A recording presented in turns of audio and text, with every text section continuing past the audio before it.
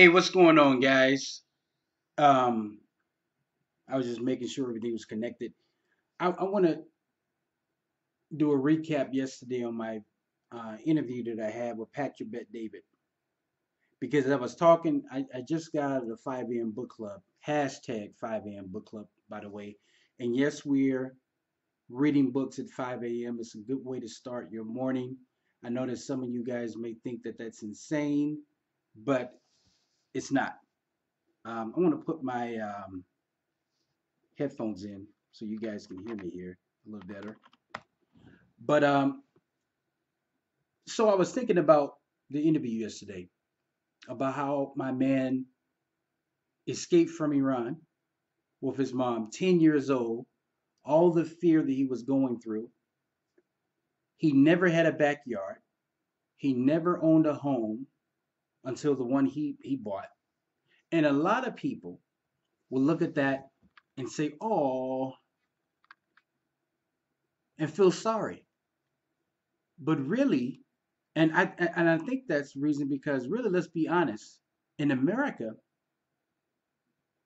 we've had it easy. I remember images in my head when I was in Mogadishu, Somalia. The first thing I thought was, this is an amazing place. This place was a paradise at one time. But looking around and seeing bullet holes in buildings and bombs dropped on certain neighborhoods, we actually were where we were stationed. It was called, I guess I could say this. It was called Hunter Base, and it was really somebody's house. The guy had a pool, he had a mansion. Actually, we set up a, a basically like a defensive position on the top of his roof. Our headquarters was in his mansion, basically downstairs. Think about it. If you were a kid in Somalia where you're hearing machine gun fire, your parents are getting killed. I had a guy, a good friend. He's still a guy. He sold me a lot of my vehicles. He's missing fingers because as he was trying to protect his family, the soldiers chopped, some of his fingers off with machete. But that guy, when it comes to making money, you think, oh, it's a disadvantage.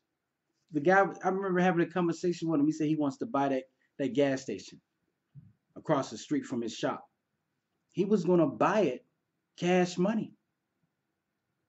You see, a lot of the times, the things that happen in your life that we think are bad actually can bring the beast out of you. But when you live this little cushion life where you're kind of like timid and afraid to go here and you're second guessing everything, that can hold you back in life. So, what we look at, I mean, look at the culture of nerds. Nerds are picked on and thrown in lockers in high school and things like that. And then these people grow up with that freaking vengeance and anger, and they come out to be some of the most successful people in their neighborhood, in their local area. So sometimes bad things in your life isn't necessarily bad. So that's just what I want to talk about. So no matter, think I don't care if you grew up, you didn't have a father, and maybe somebody passed away when you were younger. Things are going to happen in life, but don't always look at those things as negative things. See the positive in it. It just lets you know that look, I can't sleep. Meaning you got to get sleep, but I can't slack. I need to do what I need to do in order to make it because nobody's going to hold my hand. Nobody's going to give me anything. If you have the mentality, you're going to go hard on a regular basis. So just something to ponder on. Take care, guys.